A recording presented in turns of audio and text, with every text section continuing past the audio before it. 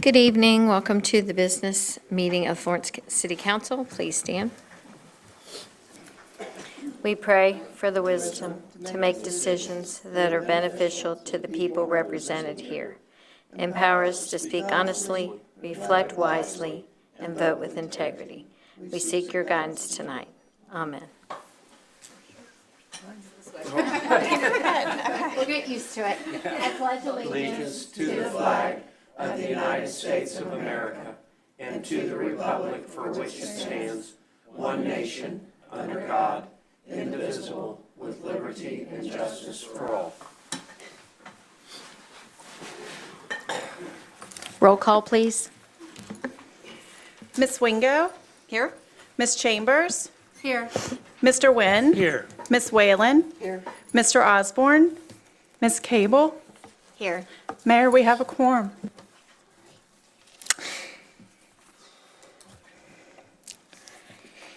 If you noticed, our roll call was missing one of our own.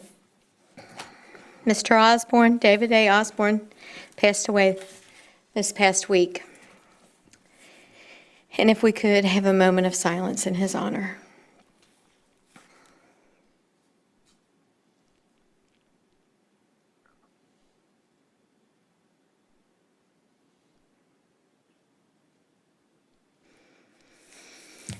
Thank you. I do want to share a little, it's not going to do David justice, but just share a little bit about David.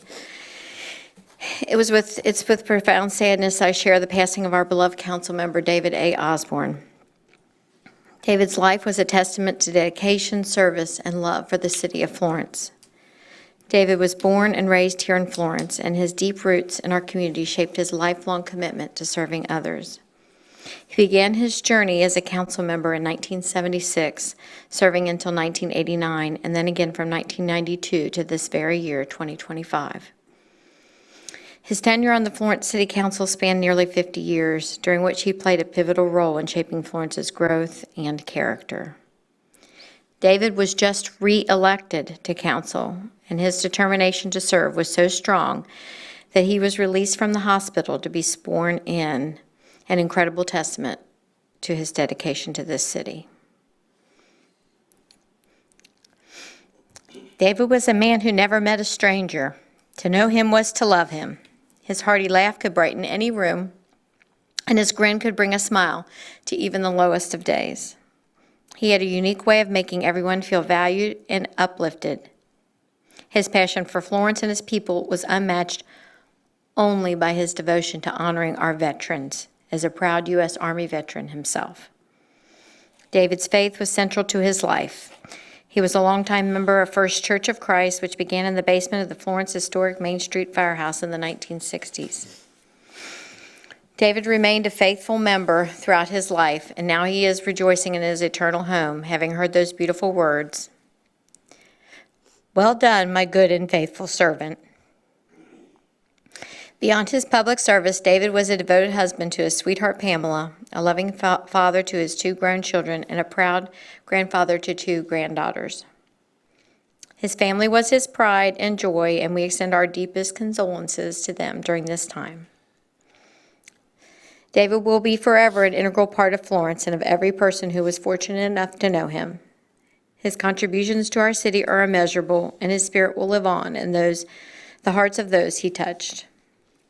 As we honor his extraordinary life, let us strive to continue his legacy of service, kindness, and joy. He will be deeply missed, but never forgotten. Thank you, David, for all you have given us. Rest in peace, dear friend. Diane, I think you wanted to say a few words. Well, I just think a moment of silence is not David. So It's not. that was one thing David didn't enjoy. He didn't enjoy the silence. He enjoyed laughing and talking and meeting people. And so in addition to a moment of silence, everybody can give him a big round of applause because that's David. That is David. I love that. Anyone else? Okay. Approval of the minutes of the special meeting of December 17th, 2024. Motion to approve. Motion to approve by Ms. Whalen, second by Mr. Nguyen. Any discussion? Seeing none, all in favor? Aye. Any opposed? Motion carries. Next, I have a proclamation for School Board Recognition Month. Correct. Kathy Rootman is here to receive this proclamation. Kathy, if you wouldn't mind coming to the podium.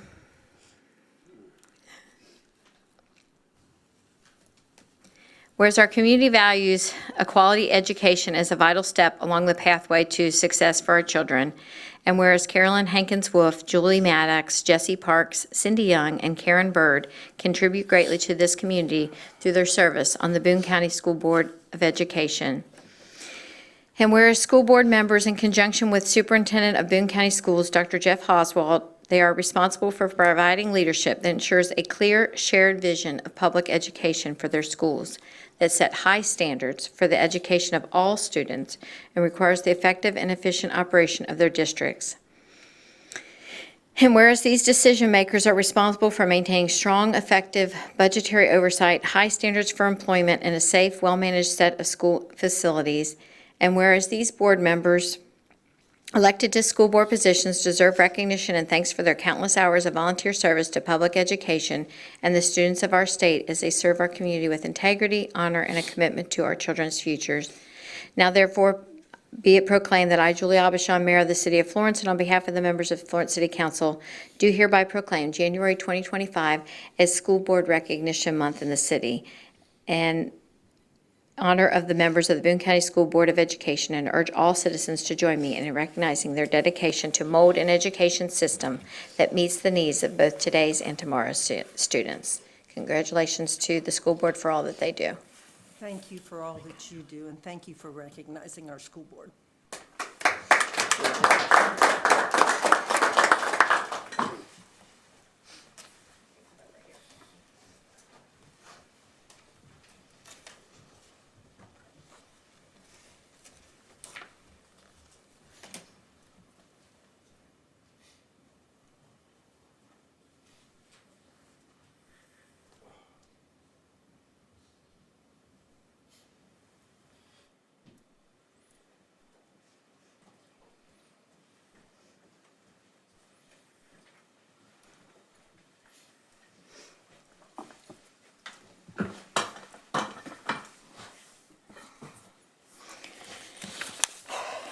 Next, we have Resolution R1 2025. It's a resolution approving and authorizing Dr. Julie Aubuchon as mayor to execute on behalf of the City of Florence, Kentucky, a memorandum of agreement by and between the Commonwealth of Kentucky Transportation Cabinet, Boone County, Kentucky, and the City of Florence to establish terms for operation and maintenance of traffic signals on US 42 in Boone County and the City of Florence from the intersection with Kentucky 536 in Boone County to Ewing Boulevard in the City of Florence, Kentucky. Is there a motion to approve? So moved. Mr. Nguyen? Second. Second, Ms. Wingo. Any discussion? We did talk about this at caucus. I know Eric is available for any questions.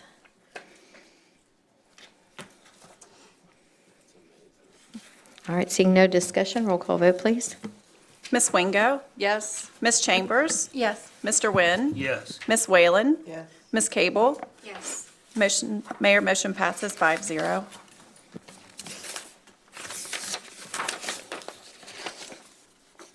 For the mayor's report, we have Valentine's for the troops. This Valentine's Day, we are once again collecting letters for deployed troops by sending them cards, handwritten letters, or notes. Drop off all Valentines to the Florence Government Center Department by this Friday, January 17th.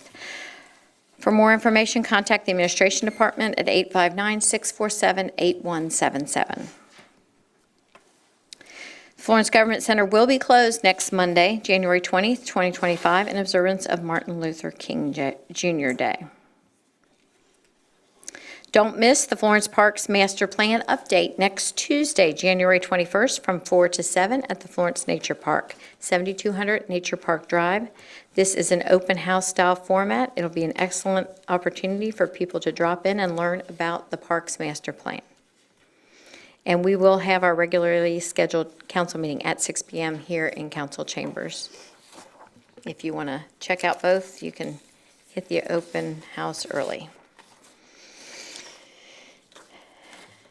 Anyone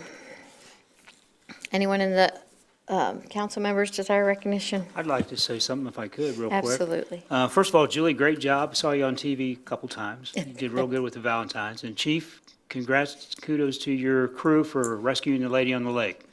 Great job, Yes, as usual. Great job. Along with that, I'd just like to say thank you to the Sheriff's Department as well for their assistance, because it was one of their deputies that crawled out behind our guy and grabbed him, and they were both able to pull her out of the ice, and also to the fire department to get in there quickly and taking over the treatment of the lady that fell in. So thanks to everybody. And the dogs got out. I'm sorry? The dogs got out too. Yes, the dogs got out as well. Anyone else on council? Leslie? So over the last week, there's a lot of talk on social media about parking and snow emergencies, and I was just wondering if the police chief could take a moment and kind of speak about the guidelines that they follow regarding snow emergencies and street parking. Yeah, as Eric talked about last week, when the plow crews go out, when they're out there plowing, if they find a car that's parked that's obstructing their plowing, that they can't get around, they try to make contact with whatever house it's in front of, or if they can't make contact, they'll call us. We try and, we'll run the tag, try and find out what house it comes to, make contact, and have them move it. And like Eric said, in 25 years of doing this, we may have towed one car. If a snow emergency is declared, yeah, you're supposed to have your vehicle off the street, and so the plows can get through easy. But we can't go out and ticket every car that's parked on the street. We have a lot more things to do with cars off the road, wrecking, and stuff like that. So if it becomes an issue for the plow crews, we'll go out and handle that.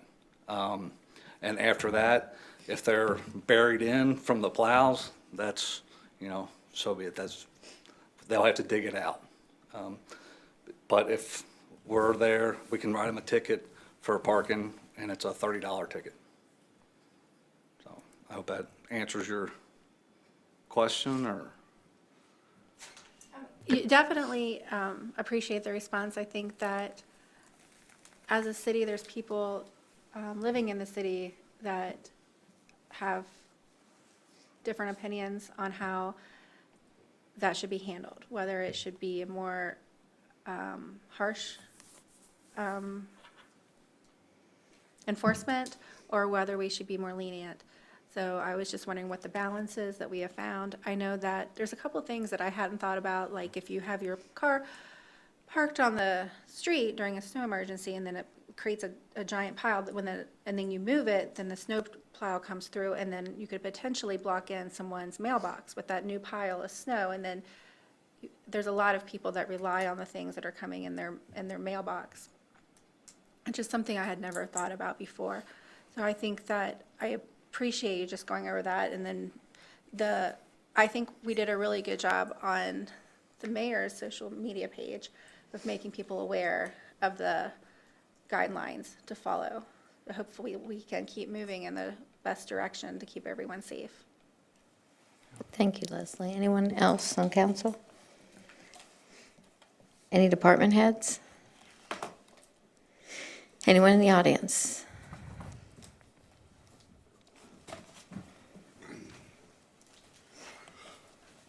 Please excuse me, I'm not normally used to doing this. Hopefully this thing's on. I believe it's on. I Okay. think we can hear you. If I'm too loud, please let me know. Just state your name, please. James Leach, I live on Harms Hill Drive. I witnessed last week's council meeting. I must say that I'm very disappointed in the parking enforcement and especially the snow enforcement. We had at least 3-4 cars that were never moved during the entire storm. Now, we still have piles of snow there because of this. And on top of that, we have a car as you go into the Dillcrest neighborhood that not only has snow piled around it, but it's parked backwards as well. I never see any active patrols to enforce parking. Honestly, I'm all for zero tolerance on parking. I don't care if the city has to hire meter maids to do this. It needs to be done because it is out of control. On my street alone, we have 7 parking spots in a cul-de-sac with 7 houses.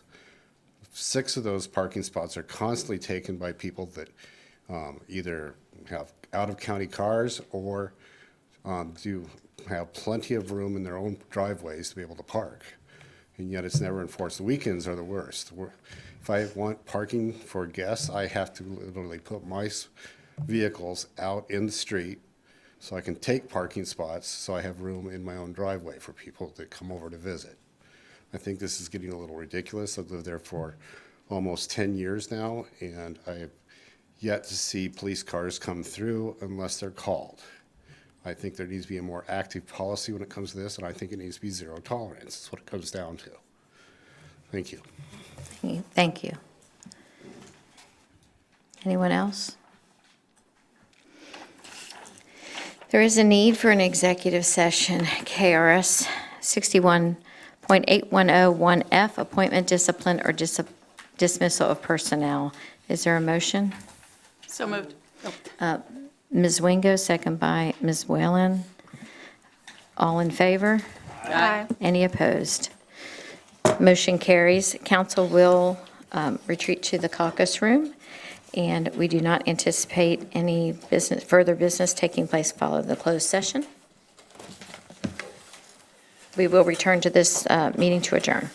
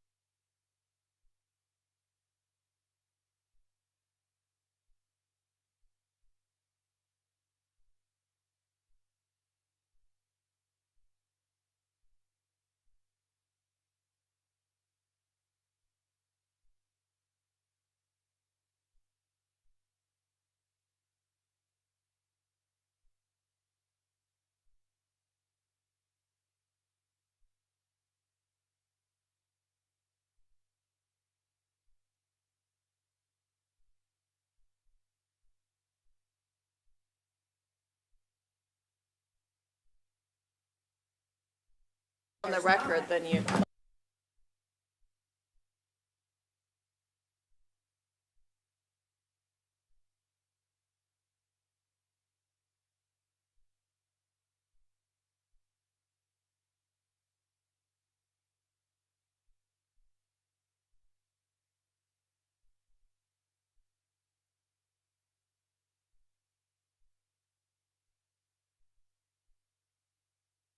Back into session. I need a motion to come back into session. So moved. Mr. Nguyen. Second? Second, Ms. Wingo. All in favor? Aye. Any opposed? Nope. Motion carries. Vice Mayor Whalen, do you have a report? As we noted earlier in the meeting today, a vacancy was created with Mr. Osborne's passing. In accordance with the Kentucky law, City Council is charged with filling that vacancy, and council has decided they would like to accept letters of intent from the public to be received by the city clerk no later than 5 p.m. on January the 22nd. We have 30 days from the date of the vacancy. We don't want this to run too close to that, but it will give council members the opportunity to have those letters, once they're sent to the city clerk, emailed to the council members, and then we will be able to discuss that at the next council meeting on the 28th in an executive session with the letters that we do receive, and hopefully be able to come up with a consensus and request the appointment be made at Very that time. So we wanted to get on the record that we will be accepting letters of intent and that they do need to be sent to the city clerk by 5 p.m. on January 22nd. All right, any other discussion? Just the qualifications. Qualifications is they are required to be 18 years of age, have lived in the city for a year, and plan to live in the city for the entirety of the term. And they need to be a registered voter, correct, Mr. Nienaber? A qualified voter. Qualified voter. Yes. Yep. So Melissa's email is Melissa, MELISSA, .Kramer, KRAMER, @florence-ky.gov. And that information will also be available on the city website as well as on our Facebook page. Okay. Thank you. All right, anyone else? All right, entertain a motion to adjourn. So moved. Ms. Whalen? Second, Mr. Nguyen. All in favor? Aye. Any opposed? Motion carries. Thank you. I will certainly do